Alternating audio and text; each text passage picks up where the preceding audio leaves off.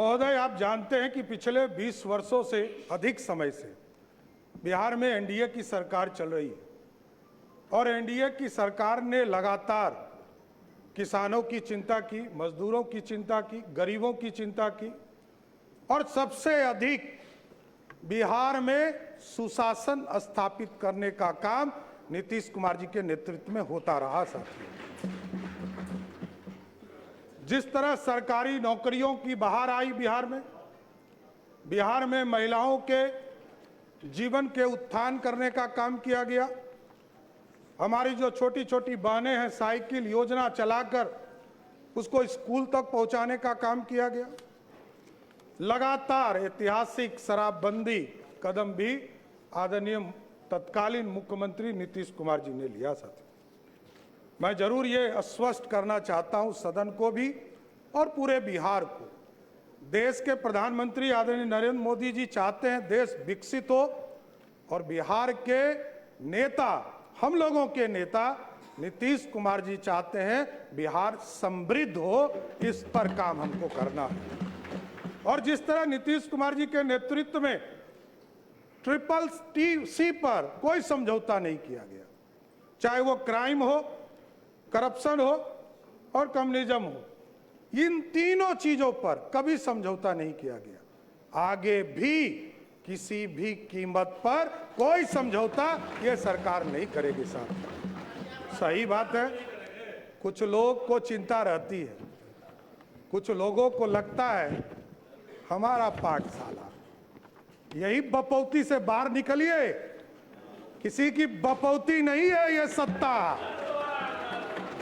ये जो मुख्यमंत्री का पद है ये 14 करोड़ बिहारियों का आशीर्वाद है, इसलिए आज मैं बैठा हूं।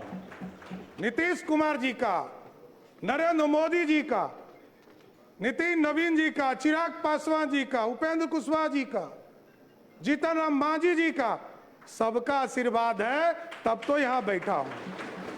कौन गलतफहमी में है? कौन कहता है किसको बनाया? कहां से गलतफहमी हो गई आपको? अरे मेरी तो राजनीति उत्पत्ति हुई है, मैं बता रहा हूं इस सदन के अंदर। नीतीश कुमार जी को मुख्यमंत्री बनाना था। 94 में समता पार्टी का निर्माण हुआ, मेरे पिताजी संस्थापक सदस्यों में से एक हुए। 1995 में सदस्य बनकर आए और लालू यादव जी ने मुझको जेल में डाला। मैं ही नहीं, मेरे 22 परिवार के सदस्यों को जबरदस्ती जेल में भेजा। लोग कहते हैं लालू यादव का, इसलिए मैं ऑफिशियल बयान कर रहा हूं, इसलिए मैं कोट कर रहा हूं कि लालू यादव जी ने मिलर स्कूल के मैदान में क्षमा मांगा था कि हमसे गलती हुई, इसलिए बोल रहा हूं। और मेरे कई चीजों पर ये लोग चर्चा करते, केस, मैं तो कह ही रहा हूं इस सदन में कई बार मैंने कहा नीतीश जी नहीं होते तो लालू जी मुख्यमंत्री होते क्या? लालू जी को भी मुख्यमंत्री नीतीश कुमार जी ने बनाया, ये आपको जानकारी होना चाहिए। यहां बैठे वरिष्ठ साथी, इन लोगों से मिलिएगा, आपको पता चल जाएगा। और कोई किसी के पाठशाला से नहीं होता है। मैं तो कहा कि मेरी राजनीति में लालू यादव जी का अत्याचार नहीं होता तो मैं बिहार का मुख्यमंत्री नहीं बन पाता, नहीं तो जेल नहीं जाता, ना इस राजनीति में आता, मैं तो दूसरे रास्ते में चला जाता। इसलिए कोई गलतफहमी में मत रहिए। हमको पता है आप जो समझा रहे हैं ना, कोई किसी का पाठशाला नहीं है, ये लोकतंत्र है।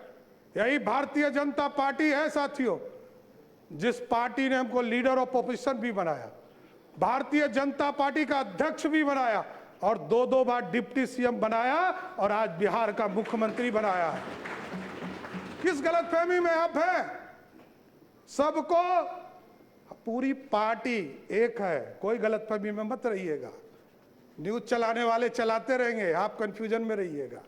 हम सब एक हैं और पूरा एनडीए कुनबा एक साथ मिलकर सिर्फ और सिर्फ बिहार के विकास का काम करने का काम करेगा सब। और हम लोग को पता है, कई लोग कहते हैं, बहुत चर्चा चल रही है, मैंने देखा सोशल मीडिया, नए नए मीडिया के रूप आए हैं, मैं खुद भी नहीं समझ पाता हूं। मैं यदि माइनर होता 1995 में तो मेरे को जेल में रखता क्या, बाल सुधार गृह में रखता। 1995 में मैं जेल में रहा और ये सारे मामले कोई नया नहीं है। मैं लोअर कोर्ट लड़ा हूं, हाई कोर्ट लड़ा हूं, सुप्रीम कोर्ट लड़ा हूं, सब बार लड़कर जीतकर यहां बैठा हूं, कहीं कहीं दिक्कत नहीं। जो आदेश सुप्रीम कोर्ट का होता है, न्यायालय का होता है, वही करता हूं। और डिग्री में आप भाई पीछे छूट गए। मैं तो यूजीसी हो या यूनिवर्सिटी का मान्यता हो, जब तक उसका प्रमाणित नहीं किया गया तब तक मैं एफिडेविट में अपना, और इसके लिए भी अब चर्चा होगी कि एफिडेविट हाफिडेविट आप कह रहे हैं। अरे भैया, ये बिहार के लोग अब ये बोल रहे हैं कि 3 बार आपका शब्द बदल गया। अरे भाई, मैं 6ठी बार मंत्री के दर्जे में हूं, मुख्यमंत्री हूं। 1999 में पहली बार मंत्री बना, 27 साल हो गए। जितने समय के बाद तो लोग राजनीति छोड़ देते हैं। अभी हमारे भाई अख्तरुल जी ने कहा कि सबसे युवा मुख्यमंत्री, लालू जी सबसे पहले युवा मुख्यमंत्री हुए, लेकिन पूरे बिहार को लूटने में लग गए। इसलिए युवा नहीं, बिहार को समृद्ध बनाना है, बिहार की समृद्धि के लिए काम करना। बिहार में नीतीश कुमार जी और प्रधानमंत्री जी ने जो संकल्प लिया है, 1 करोड़ लोगों को सरकारी नौकरी और रोजगार देना है, इस वादे पर काम करना है। और महिलाओं के लिए स्पष्ट बताना चाहता हूं, नीतीश कुमार जी एक गार्जियन के तौर पर बिहार में काम करते रहे। आदरणीय प्रधानमंत्री जी लगातार महिलाओं के सम्मान में आगे बढ़े और अभी कह रहे थे ना कि आरक्षण के अंदर आरक्षण दे दीजिए। विजय बाबू उठे तो इनको कहे कि दर्द हो रहा है। आज देख लीजिए, हमारी बहनें यहां बैठी है, 29 विधायक हैं यहां पर, उसमें से 23 विधायक सिर्फ ओबीसी या दलित समाज से है, 2/3 से अधिक। जब आरक्षण होता, आज यदि संसद में बिल पारित हो गया होता तो यहां 29 नहीं, 122 विधायक जीतकर हमारी बहनें आएंगी। यह व्यवस्था चाहते हैं मोदी जी और नीतीश कुमार जी ने तो इसके लिए किया, इसके लिए किया। 2006 में जब कानून बना रहे थे पंचायती राज के अंतर्गत, तो 50% महिलाओं को आरक्षण दिया, और 50% महिलाओं को आरक्षण दिया तो आपको जानकर खुशी होगी कि आज के तारीख में नगर निकाय में और पंचायती राज में 59% महिलाएं चुनाव जीतकर आ रही है। मतलब 50 से 59 हो गया। इसलिए महिलाओं का सम्मान करना पड़ेगा। और मैं तो गारंटी देता हूं कि स्पष्ट तौर पर बिहार की पुलिस काम करेगी, और महिलाओं के तरफ कोई भी गलत नजर उठाता है तो उसको पताल से भी निकालने का काम हमारी पुलिस करेगी साथी। और बिहार में सुशासन, लगातार कई साथी हमारे काम करते रहे। यहाँ पर राजस्व में आपने देखा कई चीज़ों को 2011 में से लगातार लोक सेवाओं का अधिकार कानून लागू किया गया। बिहार भूमि पोर्टल शुरू किया गया, ई मोटेशन की सुविधा शुरू की गई। उसके बाद दिलीप जायसवाल जी आए, उन्होंने इसको आगे बढ़ाया, ई प्रबंधन को। विजय सिन्हा जी आए, उन्होंने ई मापी की व्यवस्था कराया। राजस्व न्यायालय में ई कोर्ट की व्यवस्था कराया। संजय सरावगी जी थे, इसको पूरा डिजिटल कराने का काम किया। लेकिन जरूर आश्वस्त करता हूं साथियों, आपने मौका दिया है 3 चीजों को, ब्लॉक, अंचल और थाना, इसको मेरा सीएमओ इसको पूर्ण रूप से देखेगा और बिहार की जनता को पूर्ण रूप से सारी सुविधा मिल सके, इसकी सुनिश्चित करने का काम किया जाए। इसलिए पूरे बिहार की चिंता लगातार आदरणीय नीतीश कुमार जी के नेतृत्व में होता रहा है। प्रति व्यक्ति को दुगना आय हो सके, इसकी चिंता करना है। तेजी से औद्योगिक विकास हो सके, इंडस्ट्री को आगे बढ़ा सके। और आपको जानकर खुशी होगी, लोग कहते हैं कि इन्वेस्टमेंट कहाँ है। मैं बताना चाहता हूँ, 2024 के 28 जनवरी को हम लोगों ने ओथ लिया आदरणीय मुख्यमंत्री नीतीश कुमार जी के साथ। मैं फाइनेंस डिपार्टमेंट में काम कर रहा था। हमें यह ज्ञात होते रहा कि कई चीजें बिहार की जनता को हम बता नहीं पाए, और आपको जानकर खुशी होगी कि पिछले 2 साल में बिहार में 1,36,000 करोड़ का प्राइवेट इन्वेस्टमेंट सिर्फ बिहार में कराने का काम किया गया, और इसको टारगेट लिया है हम लोगों ने कहा है कि अगले 1 साल में, जब 1 साल पूरा हो, तो बिहार की जनता को प्राइवेट इन्वेस्टमेंट के सेक्टर में लगभग 5 लाख करोड़ रुपए का इन्वेस्टमेंट सिर्फ बिहार में हो, इसकी चिंता करनी है।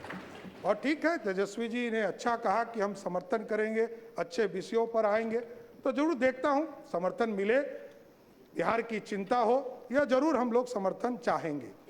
मुख्यमंत्री जब थे नीतीश कुमार जी, मैं 3 यात्रा उनके साथ किया साथियों। प्रगति यात्रा, उसके बाद एनडीए के चुनाव के पहले हम लोग यात्रा में गए, आदरणीय नीतीश कुमार जी के साथ मैं यात्रा में रहा। और जब समृद्धि यात्रा, जब वो राज्यसभा के सदस्य के नॉमिनेशन कर लिया उन्होंने, और जब निर्वाचित भी हो गए, तो उन्होंने कहा कि बिहार की जनता के बीच में हम जाएंगे। उन्होंने आशीर्वाद दिया था उसके बीच में जाकर, और तब उन्होंने कहना शुरू किया कि यही लोग बिहार देखेंगे। हम लोगों को कहा कि आप लोगों को बिहार देखना है, और मैं दिल्ली रहूंगा, दिल्ली से बिहार का हक बिहार को दिलाने का काम करूंगा सर। और नीतीश कुमार जी को कौन हटा सकता है? कोई गलतफहमी में मत रहिए।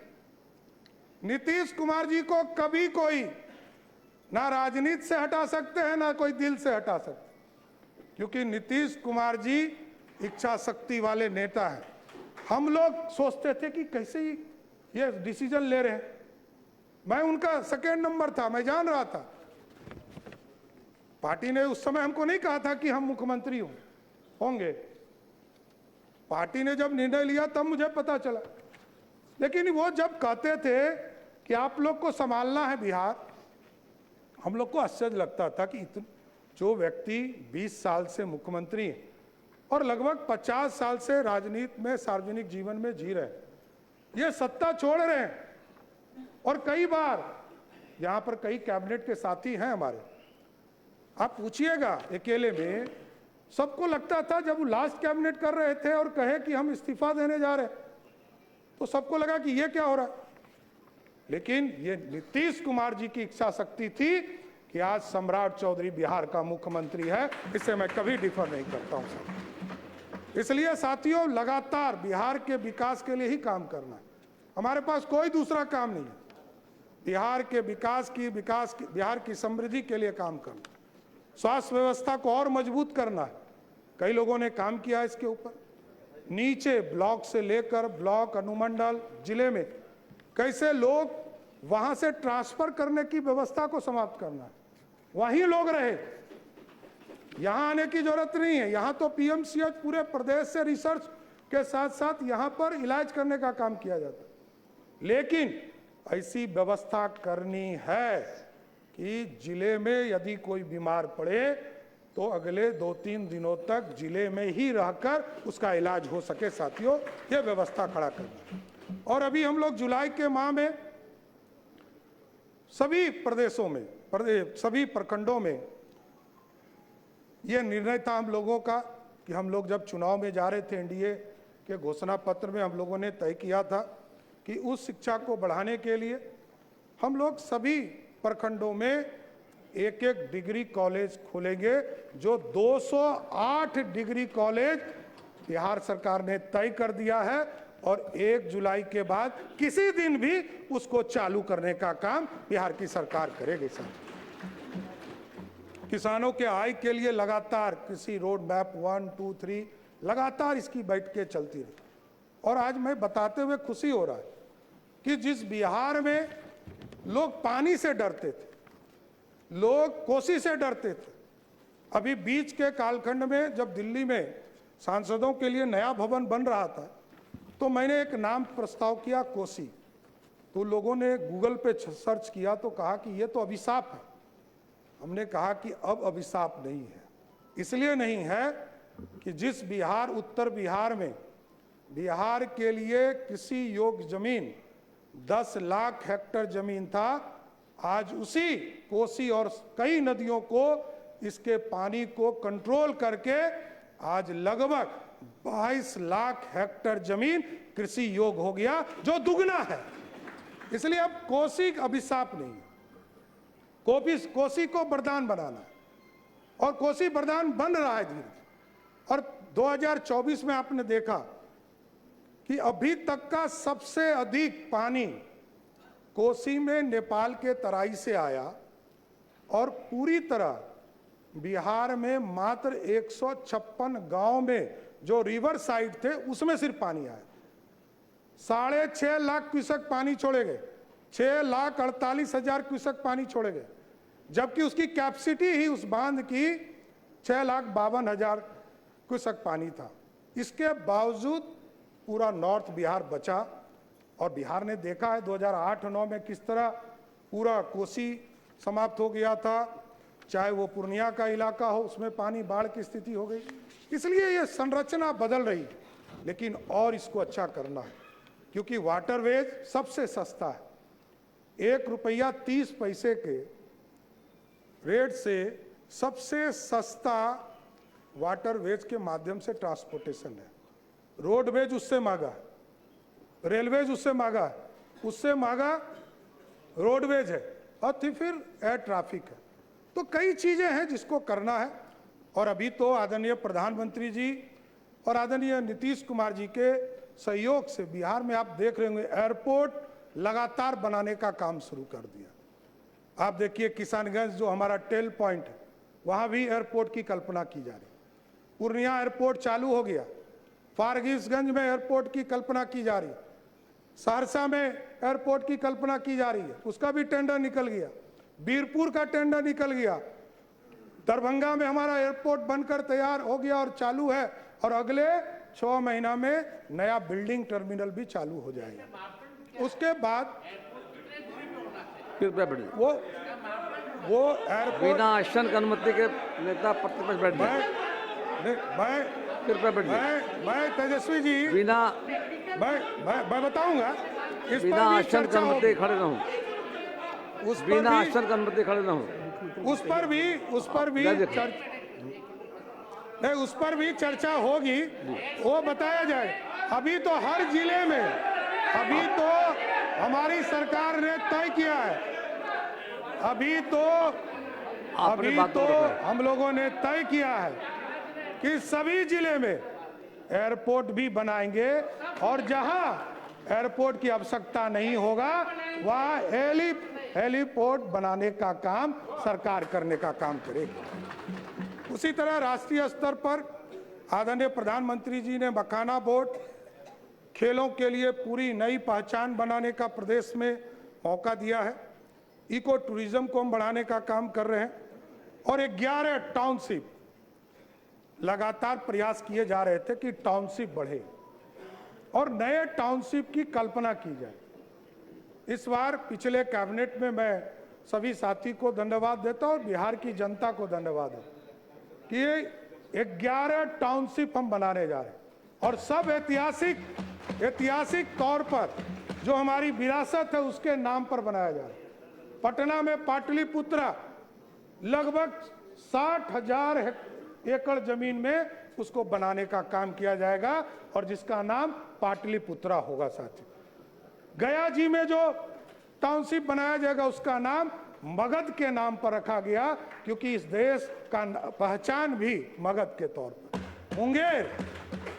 मुंगेर जिस धरती से मैं भी आता हूं, उस इलाके को अंगराज कर्ण के तौर पर जाना जाता था, और कहते थे लोग कि अंग प्रदेश है, उसको अंग के नाम से वहां टाउनशिप बनाने का काम।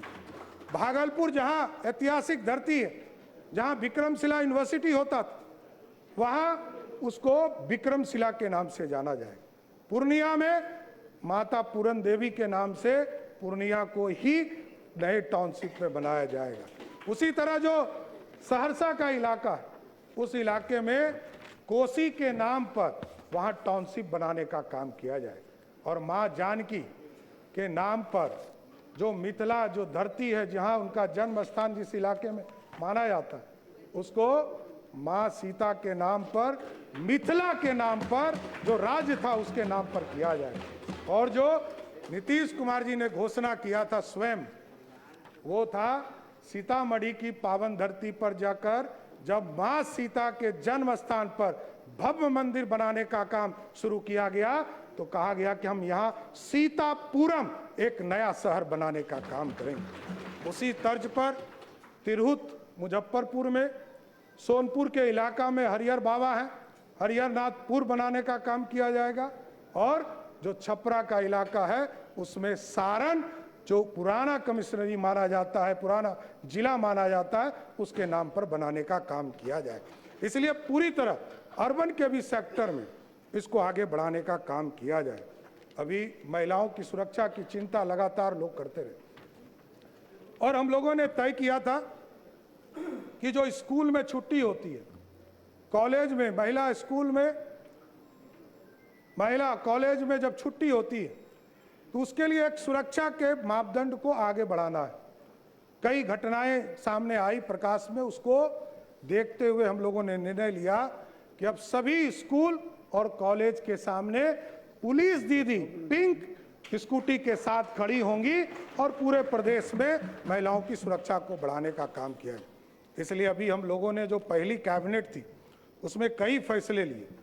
उसमें हरिहर नाथ बाबा को भी जिस तरह बाबा विश्वनाथ काशी में स्थापित है, प्रधानमंत्री जी ने जिस तरह कॉरिडोर बनाया उसी तर्ज पर हम लोग सोनपुर में भी हरिहर बाबा नाथ के नाम पर कॉरिडोर बनाने का काम करेंगे जो लगभग 680 करोड़ का कॉरिडोर होगा और उनके आशीर्वाद से पूरा बिहार और समृद्ध हो इसकी कामना भी करते रहेंगे। कई चीज़ों की लगातार माननीय विधायकों के द्वारा चिंता रहती थी कि जो रोड एक्सीडेंट होते थे उसको इंश्योरेंस सेक्टर में जाना पड़ता था। हम लोगों ने तय किया, आदरणीय वित्त मंत्री जी, आदरणीय विजय बाबू, सब लोगों ने इसको तय किया कि अब जो रोड एक्सीडेंट होंगे उसमें इंश्योरेंस का भी पैसा 4 लाख मिलेगा और सरकार भी अपने स्तर से उसको 4 लाख रुपया घटना के बाद देने का काम करेगी। इसी तर्ज पर कई चीजें हैं जिसको लगातार आपके समर्थन की जरूरत है और आप लोग लगातार समर्थन करते रहिए।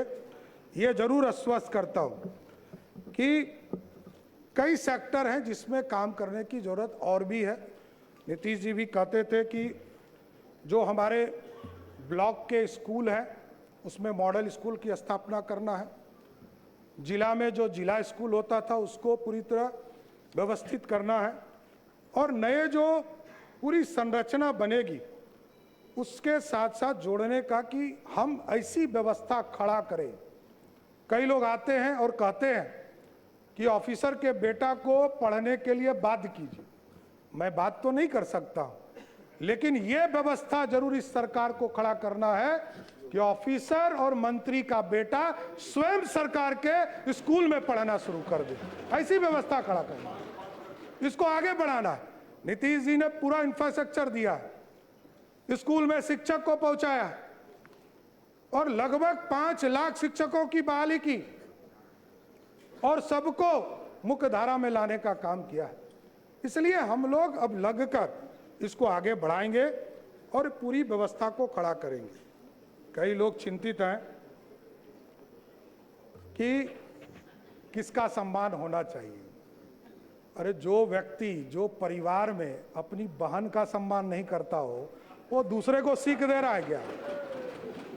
पूरा देश जानता है, कोई हमको नहीं बताने की जरूरत, लेकिन पूरा देश और दुनिया जानता है। देखिए, जब भी मैं बार बार कहता हूं व्यक्तिगत हमला करिएगा तो व्यक्तिगत सुनना पड़ेगा। कभी भी व्यक्तिगत का जगह नहीं है। यह लोकतंत्र की धरती है, लोकतंत्र का मंदिर है। मैं जानता हूं, मैंने लालू प्रसाद जी के साथ भी काम किया है, मैं जानता हूं बड़े नेता हैं, इसमें कहीं दो मत नहीं। लेकिन यदि वो सिर्फ अपने लिए नहीं जीते रहते तो ये सब लोग उनके साथ ही खड़े होते और लालू जी सबसे पहले, ये आपको जानकारी दे देता हूं, सबसे पहले घुटना वो आरएसएस कार्यालय में ही जाके डाले थे, कोई दूसरे जगह नहीं। 33 विधायकों का समर्थन चाहिए था, सरकार ही नहीं बनती, हरदी ही नहीं लगता, मुख्यमंत्री ही नहीं बनते। और नीतीश कुमार जी का इसलिए मैंने कहा योगदान है कि नीतीश कुमार जी नहीं होते तो लालू जी नेता ही नहीं बनते, एमएलए एमपी तो बन जाते। विरोधी दल का नेता बनाया और मुख्यमंत्री का उम्मीदवार बना, ये पूरा बिहार जानता है। लेकिन मैं सिर्फ याद दिला रहा हूं बिहार को।